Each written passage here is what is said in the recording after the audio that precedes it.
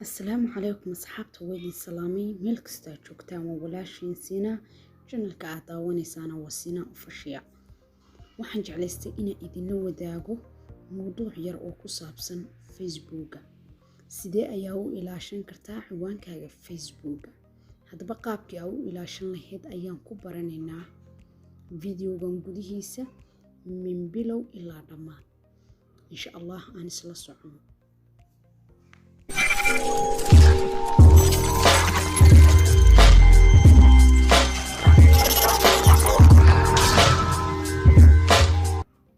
وهاجا أصحابي موضوعا أن قدقلنا وحن كل فنينا فيسبوك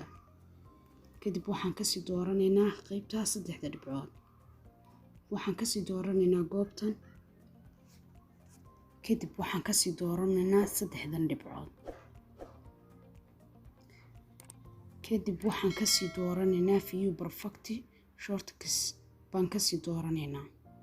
كور وقاد waxaan ka sii dooranaynaa receive alerts waa saddexda option uu ku siinayo yacni waa saddexda meelood ee lagugu soo dirayo lagugu soo ogeysiinayo marka ciwaankaaga meel kale laga furto tan koowaad waxa waaye notificationka qaybta notificationada caadiga ah ay ku soo dhacaan ayuu kugu soo dirayaa waraaq yar kadib get notification baad leedahay aniga wuu ii yahay safe baad dhahaysaa qaybtan kale waa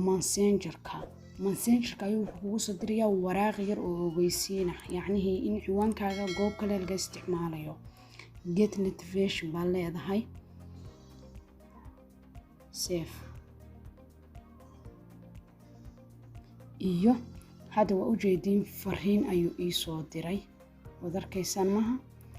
sidaas ayuu fariin kugu soo dirayaa marka ciwaankaaga goob kale laga galo waa mar waliba sidan ayuu ku soo ogeysiin doonaa insha Allah intaas ayaan ku soo gabagabeynayaa videoga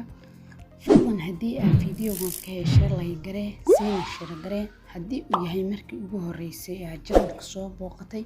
subscribe dheh gambaleelkana furo si aad ula socotid waxyaabaha aan soo gelinayno